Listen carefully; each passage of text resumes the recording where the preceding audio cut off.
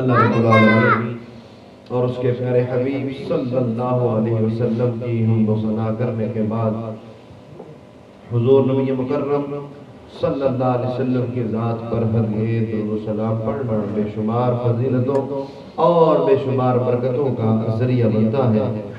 القول البدی میں روایت موجود ہے، نبی کریم صلی اللہ علیہ وسلم نے ارشاد فرمایا ان للہ ملکا لہ جناحان، سرکار فرماتے ہیں کہ رب نے ایک ایسا فرشتہ پیدا کیا ہے جس کے دو پر ہیں، اس کا ایک پر مشرق میں اور دوسرا پر مغرب میں ہے۔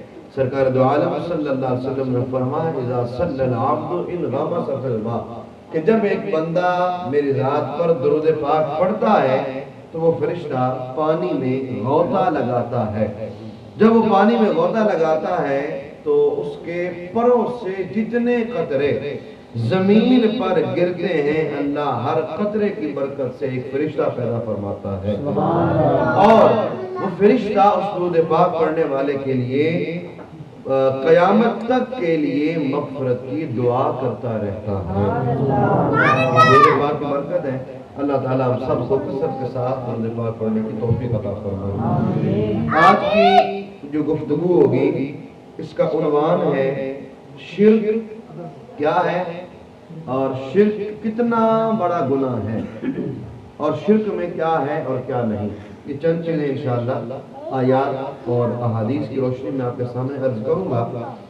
یاد رکھیں اس دنیا میں جتنے بھی گناہ ہیں نا، جتنے بھی گناہ ہیں، سب گناہوں سے بڑا جو گناہ ہے وہ گناہ شرک ہے، سارے گناہوں سے بڑا۔ اتنا بڑا گناہ ہے، اتنا بڑا گناہ ہے کہ اس کے معافی بھی نہیں، اللہ اس گناہ کو معاف نہیں فرماتا۔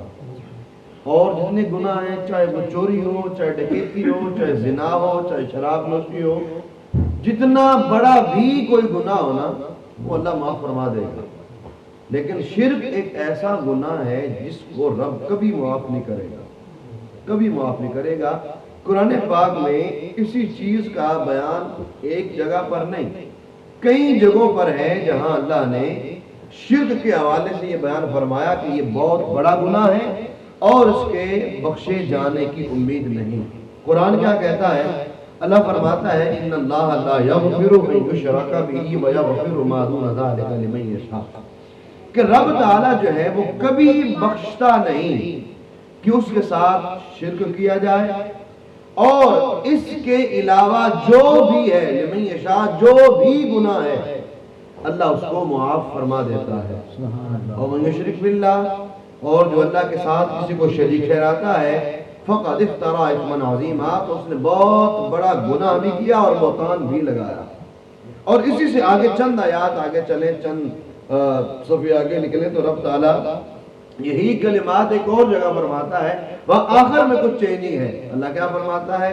ان اللہ لا یغفر ان یشرک بہ ویغفر ما دون ذلک لمن یشاء، کہ رب شرک معاف نہیں کرتا، اس کے علاوہ جو بھی گناہ ہے اللہ وہ گناہ معاف فرما دیتا ہے۔ ومن یشرک باللہ فقد ضل ضلالا مبینا، جو شرک کرتا ہے وہ کھلی گمراہی میں جا پڑتا ہے، اس کے گمراہ نہ ہونے میں اس کے گمراہ ہونے میں کسی قسم کا شک نہیں رہتا، وہ گمراہی میں جا پڑتا ہے۔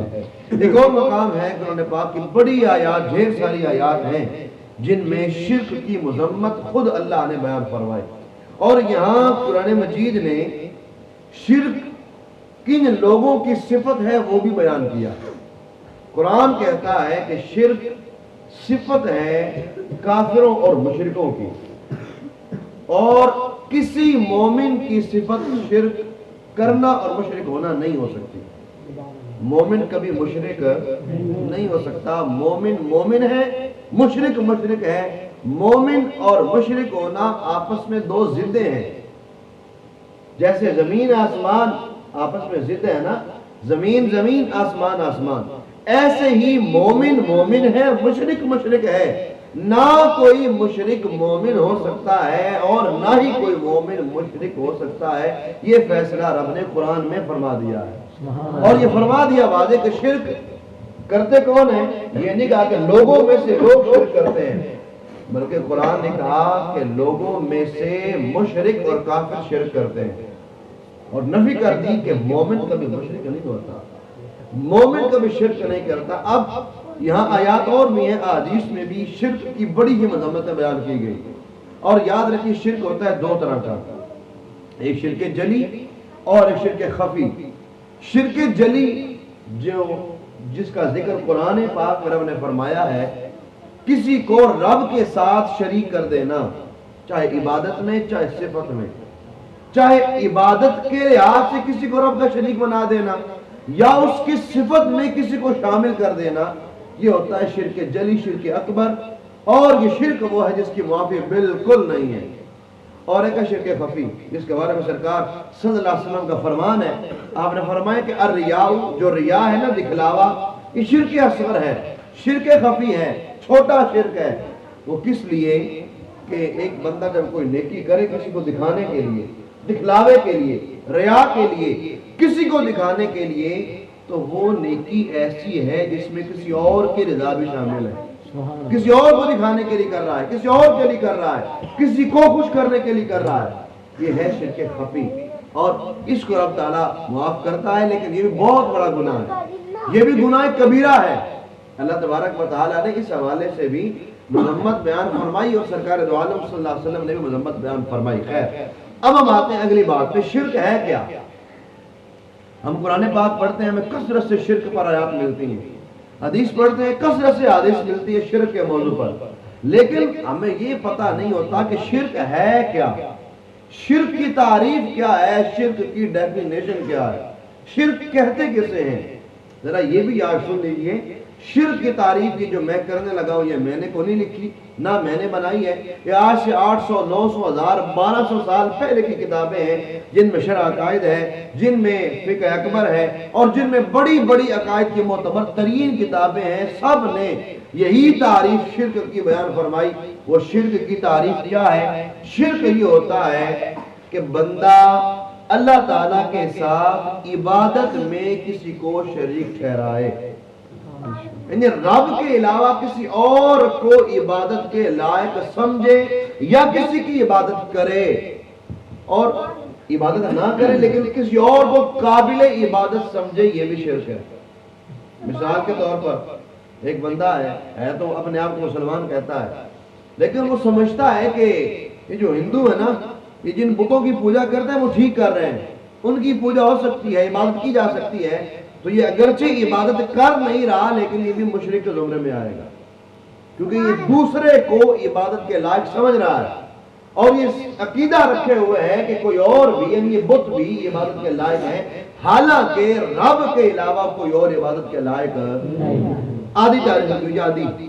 پہلا حصہ کیا ہے کہ رب کے علاوہ کسی کو عبادت کے لائق سمجھنا، اور جیسی صفات اللہ کی ہیں ویسی صفات کسی اور کے لیے ماننا۔ یہ جملہ بڑا اہم ہے یاد رکھنے کا، بولی ذرا، جیسی صفات اللہ کی ہے ویسی صفات کسی اور کے لیے ماننا، یہ ہوتا ہے شرک۔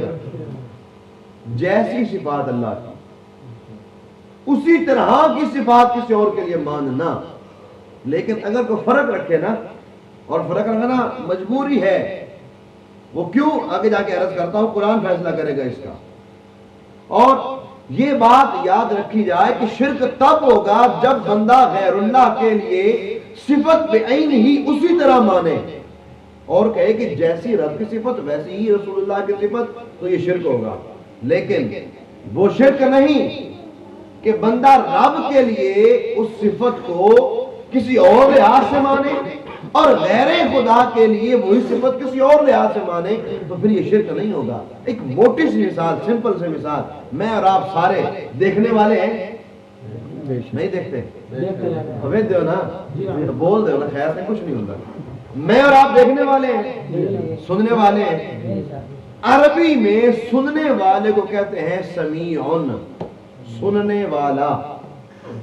عربی میں دیکھنے والے کو کہتے ہیں بصیرن، سمیع سننے والا، بصیرن دیکھنے والا۔ اب یہ سمیع ہونا میری اور آپ کی صفت بھی ہے، ہم سنتے ہیں نا، بصیر ہونا میری اور آپ کی صفت بھی ہے، لیکن اگر یہ قاعدہ بنا لیا جائے کہ ہم رب کے علاوہ کسی کو بصیر کہیں گے ہی نہیں تو پھر بات کہاں تک جائیں گی؟ پھر تو ہر بندہ مشرک ہوگا، پھر تو کائنات میں کوئی بچتا ہی نہیں شرک سے، پھر تو کائنات میں کسی کی معافی نہیں ہونی۔ ارے بھائی رب تعالیٰ علیم ہے، بصیر ہے، سمیع ہے، قرآن میں بار بار ہے واللہ سمیع علیم واللہ علی کل شیء بصیر، اللہ کی صفتیں ذکر کی گئی، لیکن یہاں جو بصیر رب کے لیے ہے وہ بصیر ہے کہ رب تعالیٰ ہر شے کو ذاتی طور پر دیکھنے والا ہے، رب تعالیٰ ہر شے کو ذاتی طور پر سننے والا، جاننے والا ہے۔ اگر کسی اور کو بصیر کہا جائے تو مطلب یہ نہیں ہوگا کہ وہ بھی ذاتی طور پہ جانتا ہے، اگر مطلب یہ ہو، اگر فرق نہ کیا جائے تو واقعتاً شرک ہوگا، اگر فرق نہ ہو تو شرک، لیکن اگر فرق ہو، جیسا کہ فرق ہے، فرق نہ ہو تو بات بہت آگے ہے، لیکن فرق ہے، انسان بھی بصیر، اللہ بھی بصیر، لیکن انسان بصیر ہے اللہ کی عطا سے، اللہ نے طاقت اور شان دی کہ وہ آنکھوں سے دیکھتا ہے، لیکن اللہ بصیر ہے ذاتی اعتبار سے۔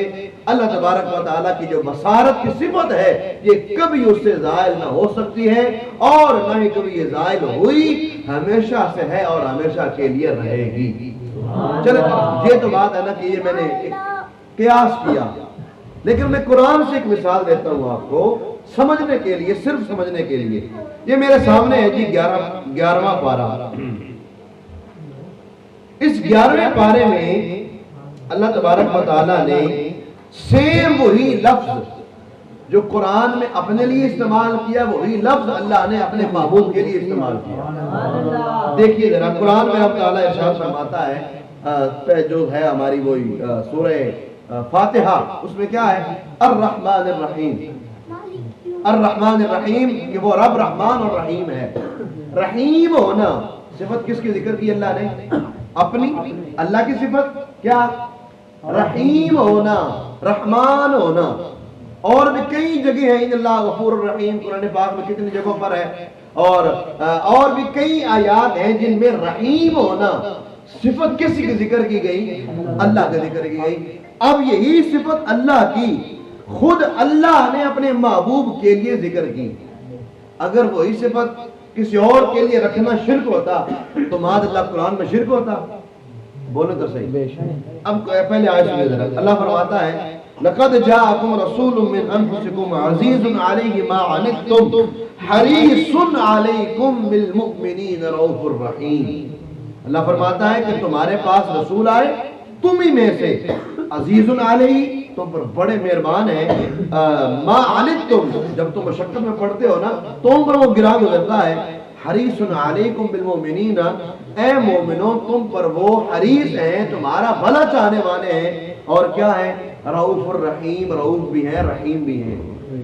اب دیکھیں رحیم ہونا صفت اللہ کی، اور اب نے خود ہی صفت کس کے لیے استعمال کی؟ رسول اللہ کے لیے۔ رسول اللہ غیر خدا ہے کہ نہیں؟ تو غیر خدا ہے نا، اللہ تو ایک ہے نا، اللہ تو وحدہ لا شریک ہے، اس کا کوئی شریک نہیں، وہ اکیلا ہے اپنی ذات اپنی صفات میں، اس کا کوئی شریک نہیں ہے۔ اب رب نے خود ہی اپنی ذات میں شریک بنا لیا۔ اگر ہم شرک کا فتویٰ لگائیں اس بات پر، یہ ایسا کہنا ہمارے لیے جائز نہیں ہوگا، ہم فرق کریں گے اور فرق کرنا ضروری ہوگا۔ اگر ہم کہتے ہیں کہ ہمارے رسول رحیم ہیں تو یہ شرک نہیں، قرآن کی تعلیم ہے، لیکن یہاں فرق ہم کر رہے ہیں۔ اب دیکھیں نا، اگر ہم فرق نہ کریں، ہم وہی رحیم حضور کے لیے مانیں، وہی رحیم اللہ کے لیے مانیں، پھر تو شرک ہو جائے گا، پھر تو بات بہت آگے نکل جائے گی، پھر تو واقعتاً ہم پر شرک کا فتویٰ آئے گا۔ لیکن ایسا ہے کوئی نہیں، فرق کرنا ہے۔ وہ فرق کیسا ہے کہ رب ہے رحیم ذاتی طور پر، اس کی اپنی صفت اسی کو کسی نے نہیں دی، اور کوئی اس صفت ظاہر کر بھی نہیں سکتا۔ وہ ذاتی طور پر رحیم ہے، رحم کرنے والا ہے، اور محبوب اللہ کی عطا سے رحم فرمانے والے ہیں۔ اب ذرا دوبارہ تعریف پہ آئیں، جیسی صفت اللہ کی ویسی صفت کسی اور کے لیے ماننا یہ ہوتا ہے شرک۔ مثال کے طور پر یہ اویس کہتا ہے کہ میں نے جیسا یہ موبائل ہے ویسا لینا ہے، تو کیا مطلب کہ جو یہ ماڈل ہے اس میں جو جو آپشن ہے، جو جو کوالٹیاں ہیں، میں نے سیم وہی لینی ہے۔ جیسے کا مطلب یہی ہوتا ہے نا، جیسا یہ میں نے ویسا لینا ہے۔ اگر تو بات ہو یہاں وہی کہ جیسا رحیم کا معنی ہم اللہ کے لیے لیتے ہیں، ویسا ہی رحیم کا معنی اگر ہم رسول اللہ کے لیے مراد لیں تو یہ واقعتاً شرک ہوگا۔ لیکن ایسا ہے نہیں۔ کب کسی عام مومن نے بھی یہ کبھی نہیں سمجھا ہوگا، عام جس کو کوئی پتہ ہی نہیں، اس نے نہ قرآن پڑھا ہے نہ حدیث پڑھی ہے، نہ کوئی اس کے پاس علم ہے، وہ بھی کبھی نہیں کہے گا کہ ہم رسول اللہ کو اور اللہ کو ایک جیسا رحیم مانتے، کبھی ایسا نہیں کہے گا وہ، اور آپ میں سے کوئی بھی نہیں کہے گا۔ میرے بیان کرنے سے پہلے بھی آپ کا نظریہ یہی تھا، یہ تھا کہ نہیں؟ جب یہی نظریہ ہے کہ رسول اللہ کا رحیم ہونا اور اللہ کا رحیم ہونا ان میں فرق ہے اور زمین و آسمان کا فرق ہے، تو شرک کا ہے کا پھر شرک کہاں سے آ گیا، پھر شرک کا فتویٰ کہاں سے آ گیا؟ تو یہ ایسا نہیں۔ لوگ کہتے ہیں کہ جناب یا رسول اللہ کہنا شرک ہے، رسول اللہ کو پکارنا شرک ہے، پکارنا شرک ہے۔ ارے بھائی اگر یا رسول اللہ کہنا شرک ہوتا نا تو قرآن میرے ہاتھ میں ہے، آج دنیا کا ہر بندہ مشرک ہوتا۔ کیوں؟ نماز ہر بندہ پڑھتا ہے، بولیں پڑھتے ہیں، آپ بھی، میں بھی پڑھتا ہوں، سارے پڑھتے ہیں، چاہے کوئی جناب کسی مذہب کسی مسلک کا ہو، نماز سارے پڑھتے ہیں۔ اب نماز پڑھتے ہیں نا، جب ہم نماز پڑھتے ہیں نا، التحیات للہ والصلوات والطیبات، اور یہ جو ہے نا نماز کا حصہ، یہ بھی معراج کا تحفہ ہے۔ سبحان اللہ، یہ اللہ اور محبوب کے درمیان ہونے والا کلام ہے، معراج کی رات۔ سبحان اللہ۔ اس میں آگے ہم پڑھتے ہیں التحیات للہ والصلوات والطیبات، السلام علیک ایھا النبی ورحمۃ اللہ وبرکاتہ۔ اب یہ جو لفظ ہے نا السلام علیک ایھا النبی، اس کا معنی پتہ کیا ہے؟ کسی بھی آپ کتاب سے دیکھ لیں، بھلے وہ ہماری ہو کسی اور کی ہو، ترجمہ السلام علیک، آپ پر سلام ہو، ایھا النبی، اے نبی۔ کیا معنی ہے؟ اے نبی آپ پر سلام ہو۔ اب یہاں جو لفظ ہے نا ایھا، یہ عربی کا لفظ ہے، حرف ہے، یہ بلانے کے لیے استعمال ہوتا ہے، کسی کو پکارنے کے لیے۔ اب میں یہاں بیٹھا ہوں نا، میں نے اسماعیل کو بلانا، میں کہوں گا یا اسماعیل، یا کہوں گا یا ایھا اسماعیل، میں اس کو ایسے بلاؤں گا عربی میں۔ عربی میں یا کا لفظ جو ہے یہ آتا ہے بلانے کے لیے، جیسے یا بلانے کے لیے ہے ایسے ہی ایھا بھی بلانے کے لیے استعمال ہوتا ہے۔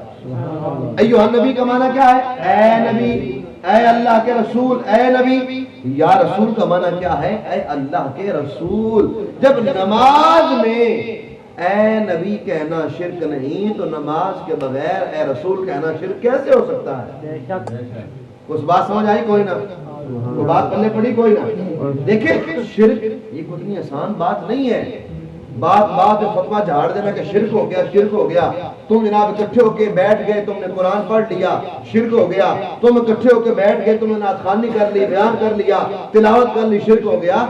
یہ شرک اتنا کوئی سوکھا سودا نہیں ہے۔ شرک سب سے بڑا گناہ ہے بھائی، اتنا بڑا گناہ کہ معاف بھی نہیں ہونا۔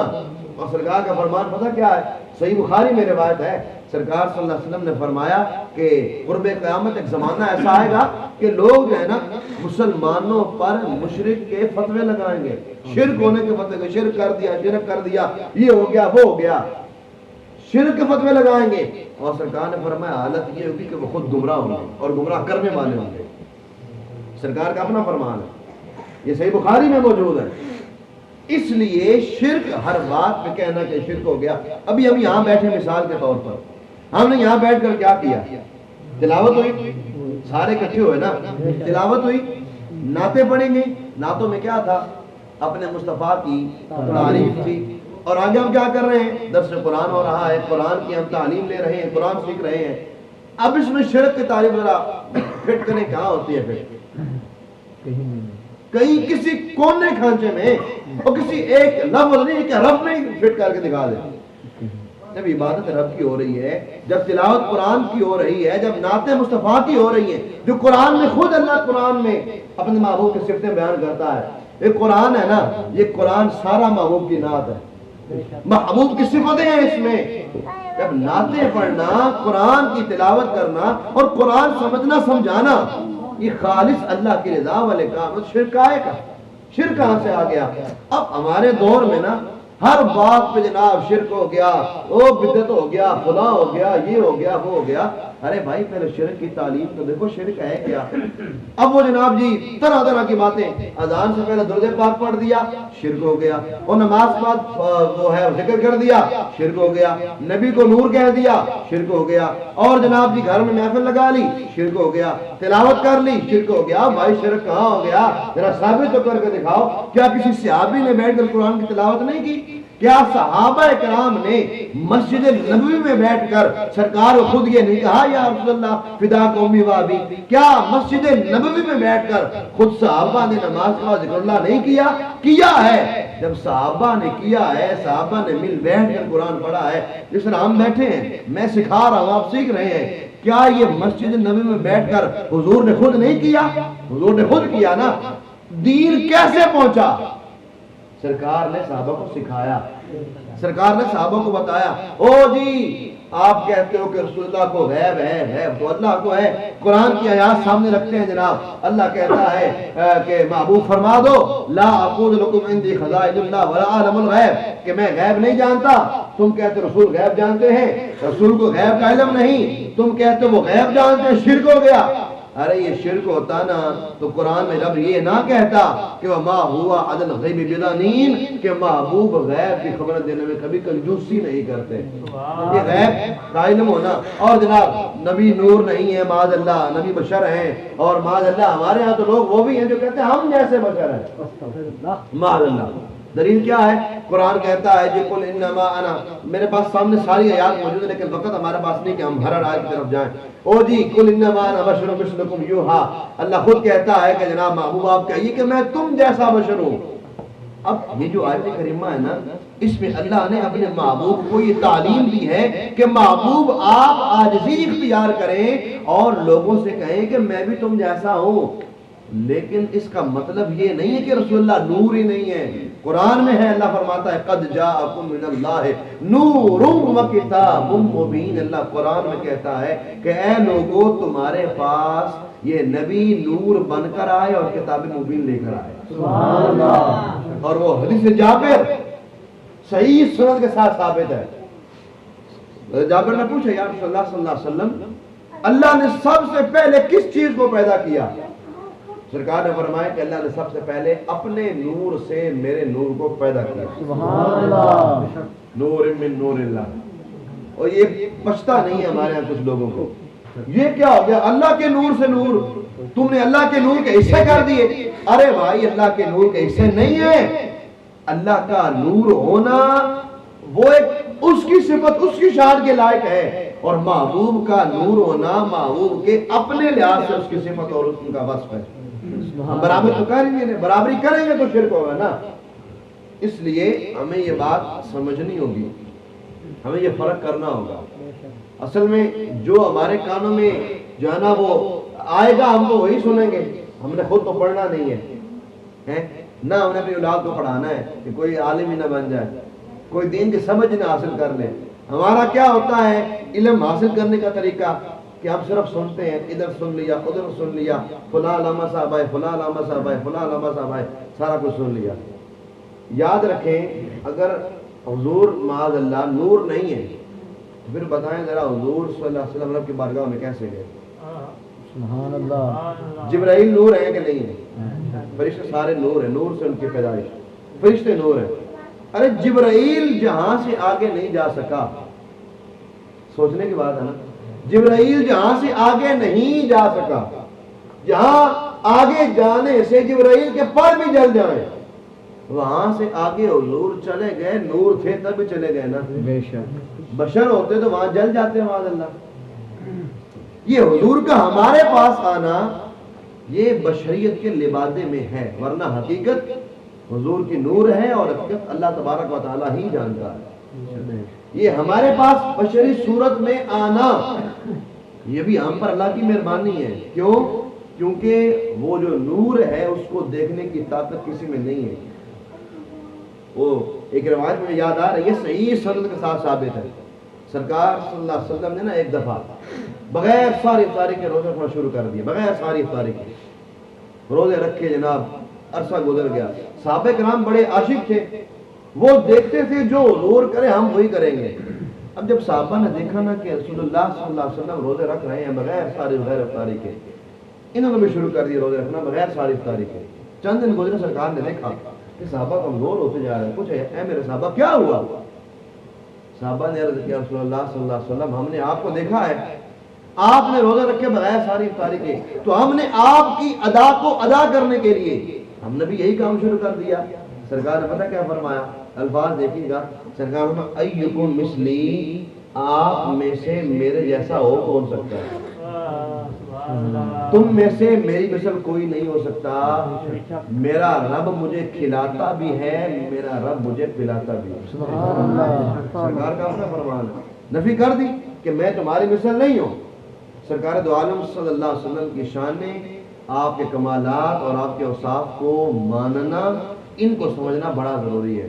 لوگ کہتے ہیں کہ تم حضور سے نہ مانگو، حضور سے نہ مانگو، صرف اللہ سے مانگو، حضور سے نہ مانگو، حضور سے مانگنا شرک ہے۔ اگر حضور سے مانگنا شرک ہوتا، اگر حضور سے مانگنا شرک ہوتا تو سرکار دو عالم صلی اللہ علیہ وسلم اپنے صحابہ کو یہ تعلیم واضح دیتے اور صحابہ حضور سے نہ مانگتے، لیکن صحابہ نے حضور کے جانے کے بعد بھی حضور سے مانگا۔ اس کے دلائل ڈھیر سارے حدیث میں، ڈھیر سارے لفظ ہے کہ مولا، بندے کہتے ہیں مولا علی نہیں کہو، مولا کسی کو نہ کہو، جو کہتے ہیں نا کسی کو مولا نہ کہو، ان کا ہر ایرا غیرہ مولوی مولا نہ ہوتا ہے، نہیں سمجھے؟ اور جو کہتے ہیں نا کہ مولا نہیں کہنا حضرت علی کو یا کسی کو مولا نہ کہو، مولا ہونا اللہ کی صفت ہے، اگر مولا ہونا اللہ کی صفت ہے تو سر مولا نہ کا معنی کیا ہے؟ مولا نام میں نا ضمیر جمع کی ہے، معنی پتہ کی ہے؟ ساڑھے سارے دا مولا، ہم سب کا مولا۔ تیرا مسجد دا امام تیرا مولا ہے، تیرا مسجد دا امام تیرا مولا، ساڑھا سارے دا مولا، تے حضور معاذ اللہ مولا نہیں، مولا نا فلاں صاحب، مولا نا فلاں صاحب، اور تیرا صاحب فلاں مولا نہ ہو گیا۔ جب ہم حضرت علی کو مولا کے تکلیف کیوں ہے بھائی؟ جب ہم حضرت علی کے علاوہ کسی اور صحابی کو یا حضور کو مولا کہیں پھر تکلیف کیوں ہوئے؟ تکلیف نہیں ہونی چاہیے۔ مولا جو اللہ کے لیے ہے وہ مولا ہے اس کی ذاتی اعتبار سے کہ اللہ ہی ہے جو ہر شے دینے والا ہے۔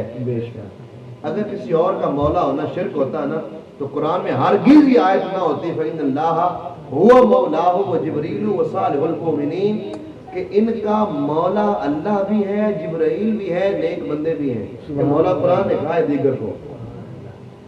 اللہ تبارک و تعالیٰ ہم سب کو یہ باتیں سمجھنے کی توفیق عطا فرمائے۔ باتیں اور بھی بہت ساری میں نے بھی کرنی تھی لیکن وقت ہمارے پاس اتنا نہیں ہے کہ ہم بات کو بڑھائیں، ہمارا یہ مختصر سا حلقہ ہوتا ہے۔ آخری بات میں صرف یہی کہوں گا کہ کبھی بھی کسی کے جان سے میں نہ آیا کریں۔ کوئی کہے نا آپ کو کہ تم جناب یہ کر رہے ہو شرک ہو گیا، وہ کر رہے ہو شرک ہو گیا، یہ لوگ پتہ کتنے جاہل اور بے وقوف ہیں، یہ آج کل عبادت کو بھی شرک کہتے ہیں۔ کیسے آپ سوچیں گے وہ کیسے؟ اللہ کی عبادت کو بھی شرک کہتے ہیں، کیسے بھلا؟ تو کہتا ہے شہ برات شاہی کوئی، اس شہ برات میں کیا ہوتا ہے؟ سارے کیا کرتے ہیں؟ آپ نے عبادت کی ہوگی نا، تصویر پڑھی ہوگی، نفل پڑھے ہوں گے، قرآن پڑھا ہوگا، نعتیں پڑھی سنی ہوگی، بیان پڑھا سنا ہوگا، یہی کیا نا۔ حالات پتہ کیا ہو گئے؟ لوگ کہتے ہیں کہ تم اس رات عبادت بھی نہ کرو، وہ اللہ کی عبادت پر شرک کے فتوے، کچھ خدا کا خوف کرو، جو بات ہے وہ ٹھیک ہے۔ شرک بہت بڑا گناہ ہے، مانتے ہیں شرک بہت بڑا گناہ ہے، اتنا بڑا گناہ کہ سب سے بڑا گناہ ہے اور اس گناہ کی معافی بھی بالکل نہیں ہے۔ لیکن کسی مسلمان کو ایویں ہی بلا وجہ مشرک کہہ دینا، اس پر بھی سرکار نے وہی ارشاد فرمائی ہے۔